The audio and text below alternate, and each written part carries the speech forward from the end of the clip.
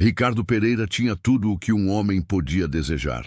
Um império imobiliário avaliado em 230 milhões de euros, uma mansão com vista para a costa do Algarve, carros de luxo e uma esposa belíssima que todos invejavam. Mas naquela noite de março, enquanto conduzia como um louco em direção ao Hospital Central do Porto, com as mãos a tremer no volante do seu Mercedes, Ricardo sabia que estava prestes a perder tudo. Não por uma queda na bolsa, não por um mau investimento, mas por uma verdade que se recusara a aceitar durante 9 meses inteiros. Sua esposa Sofia estava dando à luz um bebê que ele jurara não poder ser seu. Um bebê ao qual ele chamara de prova da traição. Um bebê por quem já preparara os papéis do divórcio e expulsara sua esposa de casa no 7º mês de gravidez. Quando chegou a emergência e se aproximou do vidro da sala de neonatologia, quando viu aquele recém-nascido envolto numa manta vermelha com uma mecha de cabelo escuro idêntica ao seu, quando leu a etiqueta que dizia Pereira e cruzou o olhar com sua esposa do outro lado do vidro, Ricardo compreendeu que cometera o erro mais devastador de toda a sua existência. Se você está preparado para esta história, escreva nos comentários de onde está assistindo este vídeo. Ricardo Pereira nascera pobre num apartamento de 65 metros quadrados, no bairro da Pontinha, no Porto, filho de um pedreiro e de uma costureira que trabalhavam 16 horas por dia para conseguir juntar o almoço com o jantar. Conhecera a fome, a de verdade, aquela que te acorda de noite com cãibras no estômago e te faz olhar para a geladeira vazia como se fosse um inimigo. Conhecera a humilhação de usar sempre a mesma roupa na escola, de não poder ir às excursões porque seus pais não tinham dinheiro, de ser aquele que todos chamavam de pobre com aquele tom de desprezo que só as crianças sabem usar quando querem ferir de verdade. Mas Ricardo tinha algo que o dinheiro não podia comprar. Uma inteligência fora do comum e uma determinação que beirava a obsessão. Aos 20 anos, mudara-se para Coimbra com 230 euros no bolso e um sonho no coração. Trabalhara de dia como garçom e estudara à noite, dormindo 3 horas durante anos, alimentado apenas pela raiva de querer provar ao mundo inteiro que valia alguma coisa. Formara-se em economia com distinção máxima. Encontrara trabalho numa pequena imobiliária e, em 8 anos, tornara-se dono dessa agência. Em outros 13 anos, mais tornara-se um dos empresários imobiliários mais ricos de Portugal. Aos 44 anos, Ricardo Pereira era a encarnação do sonho português. Possuía 35 edifícios, entre Porto, Coimbra e Faro, 3 hotéis de luxo, 2 centros comerciais e uma mansão no Algarve que fora fotografada para as capas de todas as revistas de arquitetura do país.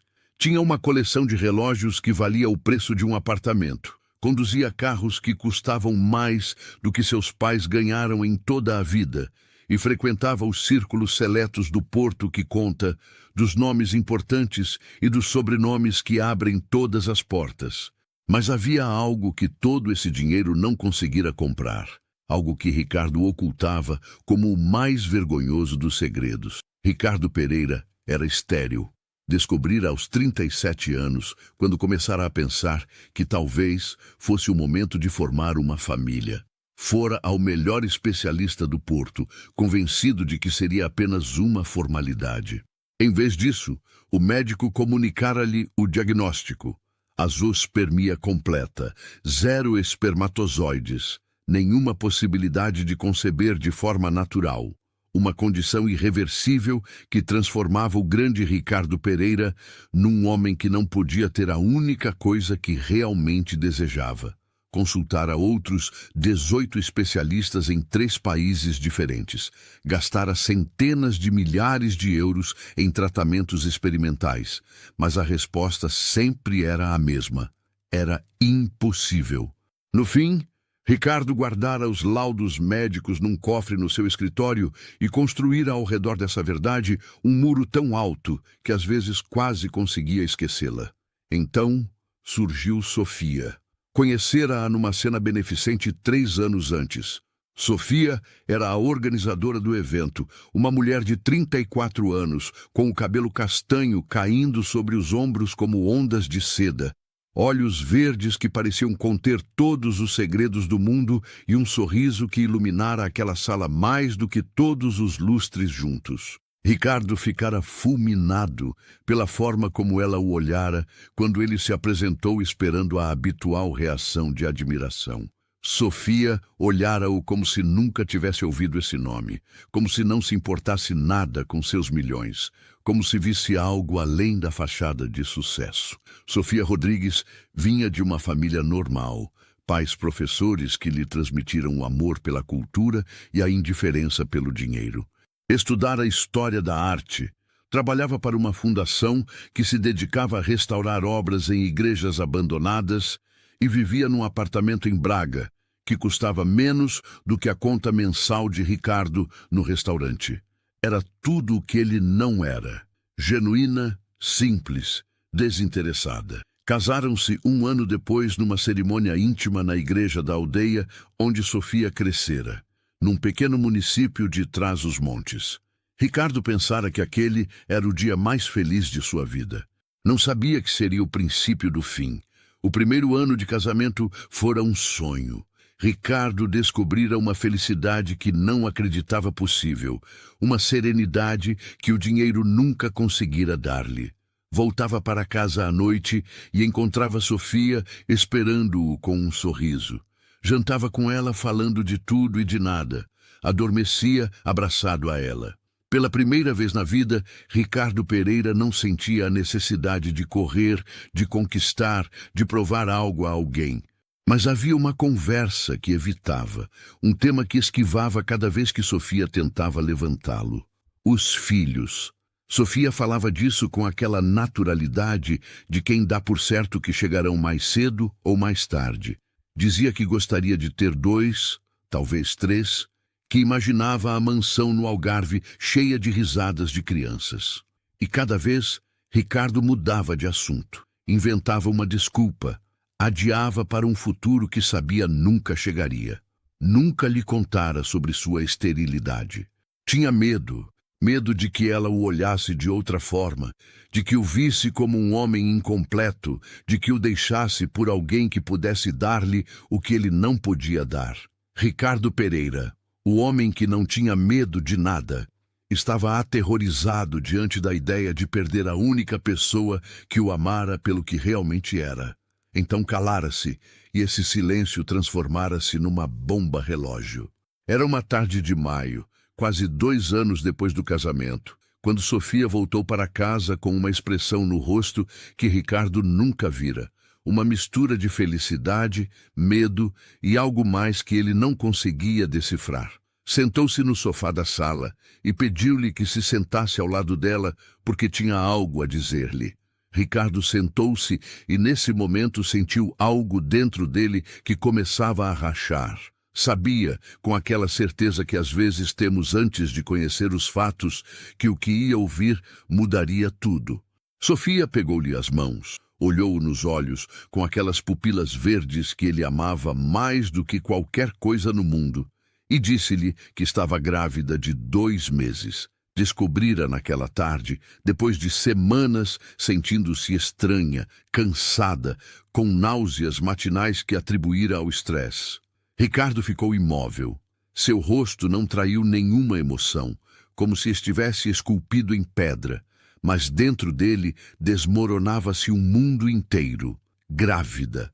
2 meses.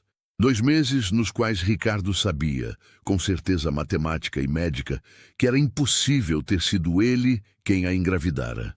O silêncio alongou-se por segundos que pareceram horas. No seu cérebro, formavam-se pensamentos que não queria pensar, conclusões que não queria tirar. Uma palavra começava a pulsar como um tambor cada vez mais forte. Traição. Quando finalmente falou, sua voz era fria como o gelo das montanhas. Perguntou a Sofia de quem era aquele bebê. A pergunta caiu entre eles como uma bomba, e Ricardo viu nos olhos de sua esposa primeiro confusão, depois incredulidade, depois algo que se parecia terrivelmente com dor. Sofia respondeu que aquele bebê era dele. Obviamente dele. De quem mais? Não entendia a pergunta. Não entendia por que ele a estava olhando daquela maneira. Era seu marido, o homem que amava, o homem com quem fizera amor 1000 vezes. E ela estava dando-lhe a notícia mais linda do mundo. Mas Ricardo já não a escutava. Na sua mente formara-se uma certeza granítica. Sua esposa traíra-o. Levantou-se do sofá sem dizer uma palavra. Foi ao seu escritório e fechou a porta. Aquela noite dormiu no sofá do seu escritório, e quando voltou para casa no dia seguinte, tudo mudara. Os meses que se seguiram foram um inferno. Ricardo convencera-se de que Sofia o enganara, e nada do que ela dizia ou fazia conseguia fazer moça nessa convicção. Ele pedia-lhe obsessivamente que confessasse, que lhe dissesse com quem estivera. Ela chorava e jurava pela sua vida que nunca olhara para outro homem, que aquele bebê era dele. Mas Ricardo via naquelas lágrimas apenas a atuação de uma atriz consumada. Contratara um detetive particular, um dos melhores de Portugal, para seguir Sofia e documentar cada um de seus movimentos. Durante 3 meses, aquele homem seguira sua esposa a todo lado, fotografando cada pessoa com quem falava, gravando cada ligação telefônica, controlando cada mensagem. O resultado fora inequívoco. Sofia Rodrigues de Pereira nunca se encontrara com nenhum homem, nunca tivera comportamentos suspeitos, nunca dera nenhum sinal de ter um relacionamento. Mas Ricardo ignorara esse relatório como ignorara todo o resto. Na sua mente enferma de ciúmes, a ausência de provas era simplesmente a prova de que Sofia era mais esperta do que pensava, de que cobrira seus rastros com cuidado. Sofia tentara tudo. Suplicara a Ricardo que fizesse um teste de DNA, convencida de que provaria, de uma vez por todas, que o bebê era dele. Mas Ricardo recusara-se, dizendo que não era necessário nenhum teste porque ele já sabia a verdade. E a verdade era que aquele bebê não podia ser dele porque ele era estéril. Quando finalmente pronunciara aquela palavra, quando confessara a Sofia o segredo que ocultara durante anos, ela ficara sem palavras. Não pela revelação em si, mas pelo fato de ele ter se casado com ela sem dizer-lhe, de ter construído um casamento sobre uma mentira tão grande. Sofia chorara durante dias. Não pela esterilidade de Ricardo, mas pela falta de confiança, pelas mentiras, pelo muro que ele construíra entre eles. Tentara explicar-lhe que os médicos às vezes se enganam, que existem casos de homens declarados estéreis que depois tiveram filhos. Mas Ricardo não queria ouvir razões. No 7º mês de gravidez, Ricardo fez o que considerava a única coisa certa: expulsou Sofia de casa. Foi uma cena que os funcionários da mansão nunca esqueceriam. Ricardo convocou Sofia na sala principal e comunicou-lhe com voz gélida que seu casamento acabara. Disse-lhe que já falara com seus advogados, que os papéis do divórcio estavam prontos e que ela tinha 24 horas para fazer as malas e ir embora. Não lhe daria nada, porque o acordo pré-nupcial a excluía de qualquer direito em caso de adultério. Sofia suplicou-lhe que não fizesse isso, que lhe desse pelo menos tempo para dar à luz, que não a pusesse na rua em pleno inverno com um bebê no ventre. Mas Ricardo era inflexível. Chamou a segurança, mandou descer as malas de Sofia e viu-a sair por aquela porta sem mexer um músculo do rosto. Só quando o carro dela desapareceu no fim do caminho, Ricardo permitiu-se desmoronar. Sentou-se no chão de mármore da sala e chorou como não chorava desde que era menino. Sofia encontrou refúgio na casa de seus pais, naquela pequena casa de uma aldeia de Trás-os-Montes onde crescera. Seus pais acolheram-na sem fazer perguntas, sem julgar. Os 2 meses que separavam Sofia do parto foram os mais difíceis de sua vida. Não pela gravidez, mas pela dor de ter sido abandonada pelo homem que amava, acusada de algo que não fizera. Chorava todas as noites, mas cada manhã levantava-se e seguia em frente por aquele bebê que trazia no ventre. Você está gostando desta história? deixe um like e inscreva-se no canal. Agora continuamos com o vídeo. Era uma noite de março, uma daquelas noites úmidas e frias que o Porto oferece no fim do inverno, quando o telefone de Ricardo tocou. Ele estava no seu escritório, rodeado de garrafas vazias e documentos que não tinha forças para ler, e por um momento pensou em não atender. Não falava com ninguém há semanas. Despedira o pessoal de serviço porque não suportava ter gente ao redor, mas algo o impeliu a olhar a tela. Talvez o instinto, talvez o acaso. O nome que piscava era o de Teresa, a mãe de Sofia, uma mulher que nunca o chamara antes, uma mulher que provavelmente o odiava pelo que fizera à sua filha. Ricardo atendeu. A voz de Teresa era tensa, controlada, a de uma pessoa que está lutando para manter a calma.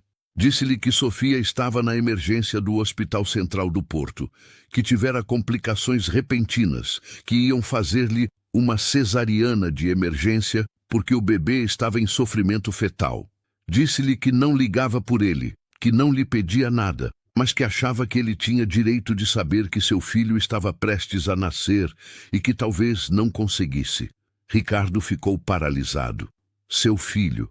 Teresa dissera seu filho.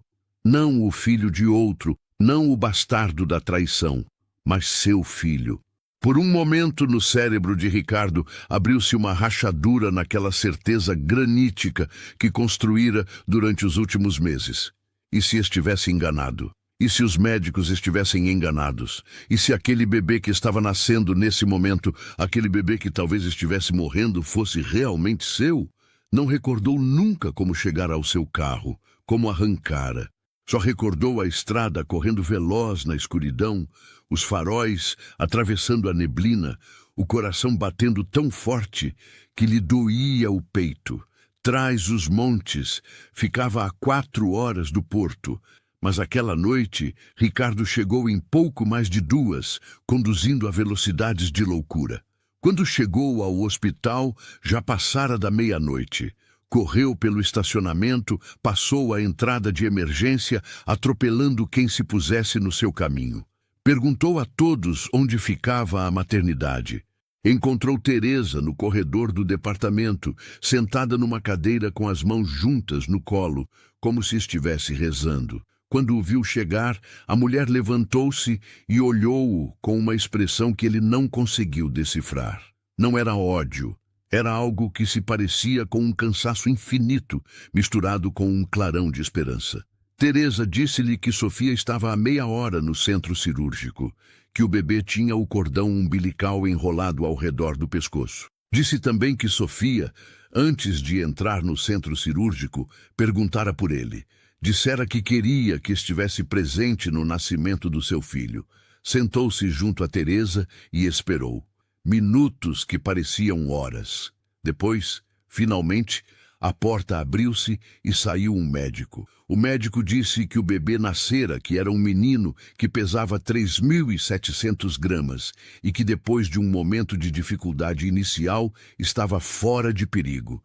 Disse também que Sofia perdera muito sangue, mas que seu estado era estável. Ricardo sentiu as pernas falharem. Apoiou-se na parede para não cair. O médico perguntou se queria ver o recém-nascido. Ricardo assentiu sem falar. Seguiu o médico pelo corredor até chegar a uma parede de vidro atrás da qual estava a sala de neonatologia. O médico apontou um dos berços, o que tinha a etiqueta que dizia Pereira, masculino, nascido em 15 de março. Ricardo aproximou-se do vidro e olhou. Ricardo ficou diante daquele vidro durante o que pareceu um tempo infinito. Não conseguia mover-se. Não conseguia tirar o olhar daquela pequena criatura envolta numa manta vermelha que dormia placidamente. O bebê tinha uma mecha de cabelo escuro, tão escuro que parecia quase preto, exatamente como o cabelo de Ricardo. Tinha as mãozinhas pequenas fechadas em punho, e embora tivesse os olhos fechados, Ricardo podia ver a forma do seu rosto, a linha do nariz, a curva dos lábios. E em cada detalhe via algo que lhe tirava a respiração. Aquele bebê era idêntico a ele, não parecido, Não vagamente similar como todos os recém-nascidos, idêntico. Era como olhar uma fotografia de si mesmo bebê, uma daquelas poucas fotos descoloridas que sua mãe guardara. Fotos nas quais Ricardo era um recém-nascido com o mesmo cabelo escuro, o mesmo narizinho, a mesma covinha no queixo. Ricardo apoiou a testa no vidro frio e fechou os olhos. Dentro dele estava ocorrendo algo que nunca sentira antes. Um terremoto emocional que estava devastando todas as certezas sobre as quais construíra os últimos meses de sua vida. Se aquele bebê parecia-se tanto com ele, se era tão evidentemente um Pereira, então talvez não fosse filho de outro homem. Talvez fosse realmente seu filho. Talvez os médicos estivessem enganados. E se estivera enganado, o que fizera a Sofia?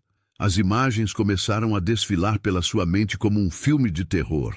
Sofia anunciando-lhe a gravidez com os olhos cheios de alegria e ele olhando-a com suspeita e desprezo.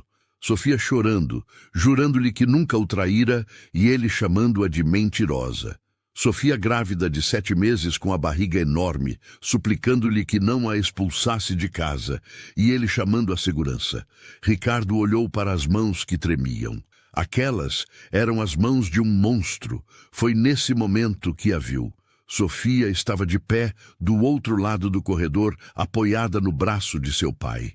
Ainda vestia o avental do hospital. Tinha o rosto pálido e demacrado pelo parto, mas seus olhos, esses olhos verdes que Ricardo amara desde o primeiro momento, estavam fixos nele com uma expressão que ele não conseguia decifrar.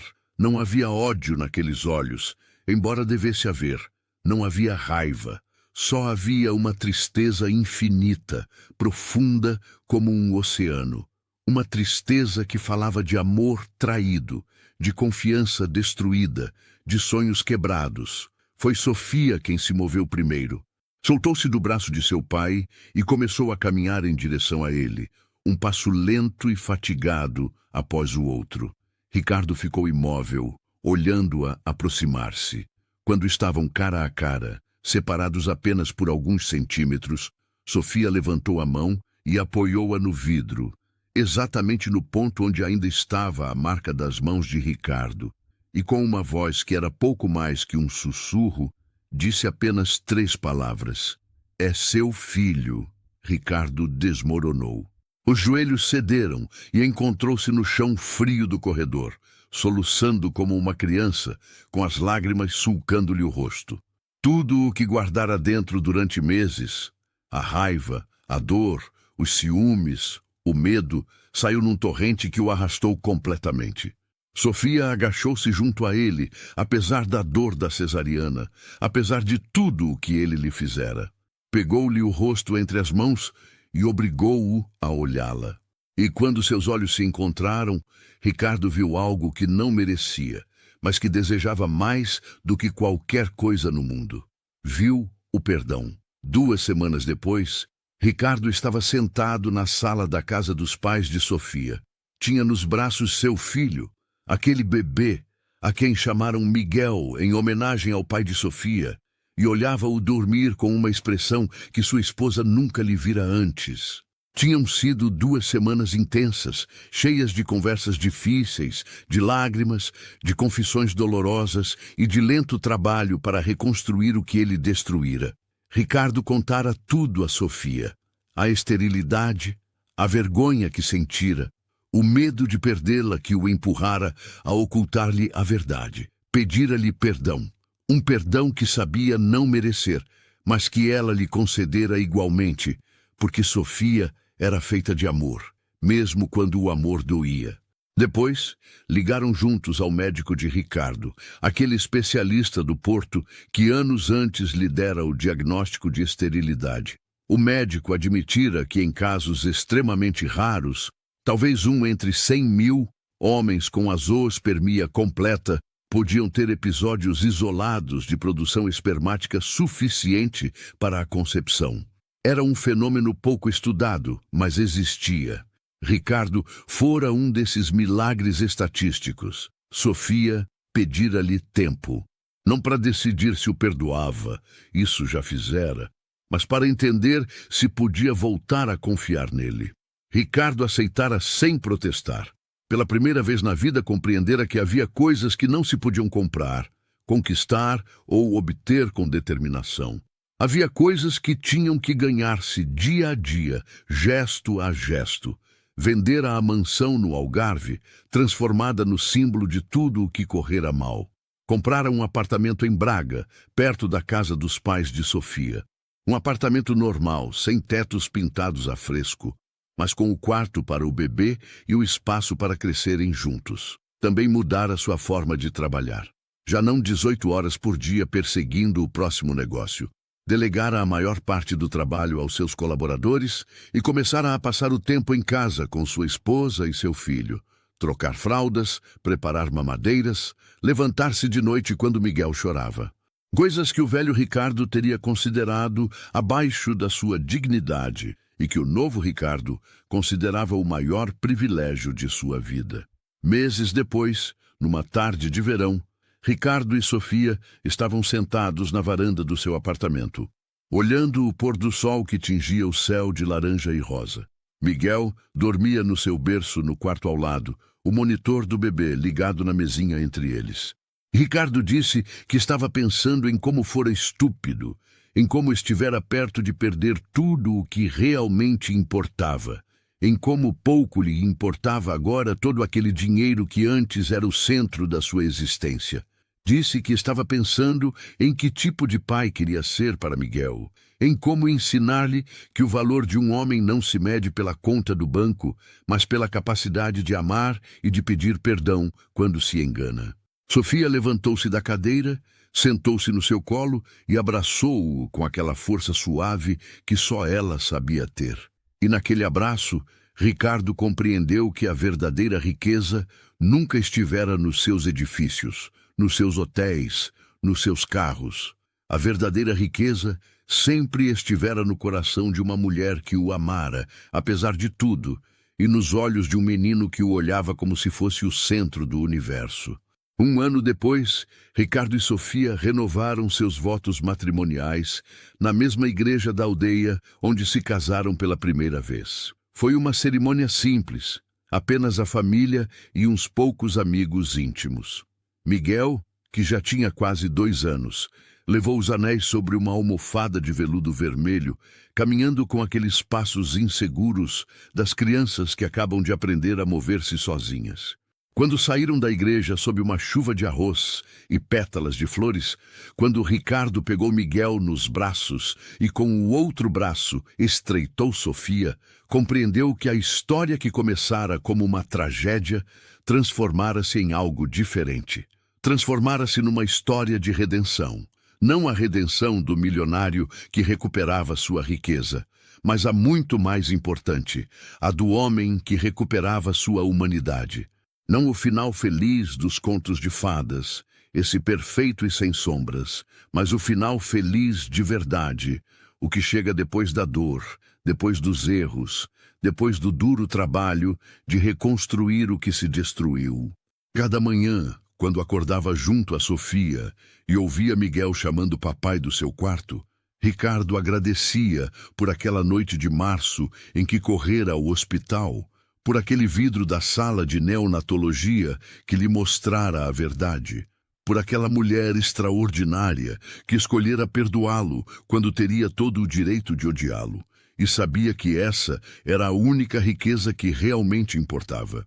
Esta história nos lembra que o verdadeiro amor não é o que desmorona ante a primeira dificuldade, mas o que encontra a força para levantar-se mesmo depois das quedas mais dolorosas. Lembra-nos que o dinheiro pode comprar casas, carros, roupas, mas não pode comprar a confiança, o perdão, a capacidade de admitir os próprios erros. E lembra-nos, sobretudo, que nunca é tarde demais para mudar, para pedir perdão, para tornar-se a pessoa que sempre deveríamos ter sido. Se esta história tocou seu coração, se fez você refletir, se emocionou você ainda que seja um pouco, então deixe que saibam também aqueles que vierem depois de você. Um gesto simples, um clique, pode fazer com que outras pessoas vivam o que você viveu hoje. Obrigado por ficar comigo até o final.